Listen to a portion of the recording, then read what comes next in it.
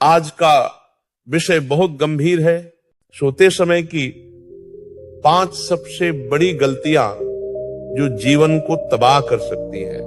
बेटा, दिन में किया गया पाप मनुष्य को धीरे धीरे गिराता है, लेकिन रात की लापरवाही सीधा जीवन की जड़ें काटती है। क्योंकि रात केवल आराम का समय नहीं है। रात वो समय है जब आत्मा शरीर से संवाद करती है। रात वो समय है जब भगवान की कृपा का द्वार खुलता है। रात वो क्षण है जब शरीर विश्राम करता है, लेकिन मन, आत्मा और भाग्य निर्माण करते हैं। और अगर उस पवित्र क्षण में तुमने गलतियां की तो प्रभु की कृपा का दरवाजा भी बंद हो सकता है। तो अब ध्यान से सुनो, 5 सबसे बड़ी गलतियां जो सोते समय नहीं करनी चाहिए। पहली गलती, बिना प्रभु का नाम लिए सो जाना।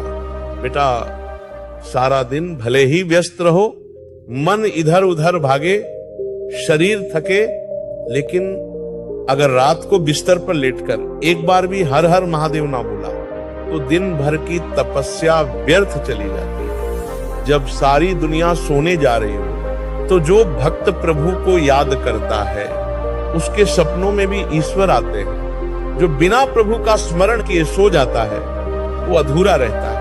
बेटा, रात सोने से पहले शिव का स्मरण करो।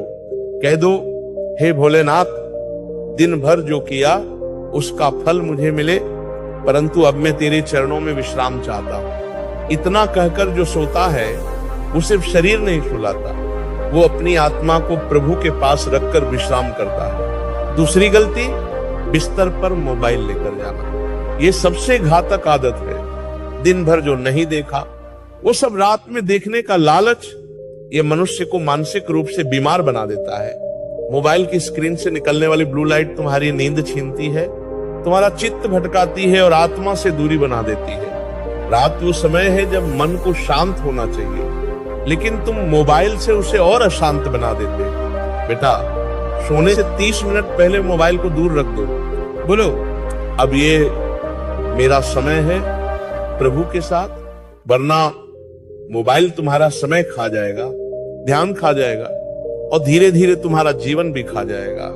तीसरी गलती, दिन भर की शिकायतें लेकर सो जाना। बहुत से लोग बिस्तर पर लेटते हैं और सोचते हैं आज मेरा दिन खराब था, उसने ऐसा बोला, मुझे दुहक मिला, मेरे साथ अन्याय हुआ।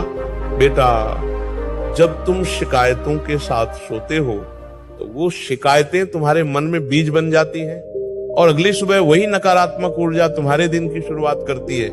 सोते समय मन को शांत करो, सबको माफ कर दो। कह दो, प्रभु, जो हुआ उसे मैं स्वीकार करता हूं, जो नहीं हुआ उसे मैं आपके भरोसे छोड़ता हूं। फिर देखो, रात तुम्हें शक्ति देगी, सपने तुम्हें समाधान देंगे। चौथी गलती, बिना जल पिए सोना। ये बात छोटी लगती है और शरीर के लिए बहुत महत्वपूर्ण है। सोने से पहले एक छोटा गिलास गुनगुना जल पिए। ये आपके शरीर को संपूर्ण विश्राम की स्थिति में लाता है। ये मस्तिष्क की नसों को आराम देता है। और ध्यान रखना, बहुत ज्यादा जल नहीं, बस उतना कि शरीर को ताजगी का संकेत मिले। शरीर एक मंदिर है और जल उसका पहला अभिषेक। रात को दिया गया जल शरीर के भीतर एक ब्रह्मांडीय शांति लाता है। 5वीं गलती, बिना अगले दिन की योजना बनाए सो जाना। जो व्यक्ति बिना उद्देश्य से सोता है वो सुबह उठकर भी खोया हुआ रहता है। रात को सोने से पहले 2 मिनट आंखें बंद करो और सोचो, कल मुझे क्या करना है, कैसे शुरुआत करनी है, किन बातों से दूर रहना है, प्रभु से क्या मांगनी है। जब तुम संकल्प लेकर सोओगे तो पूरी रात ब्रह्मांड तुम्हारे लिए मार्ग बनाएगा।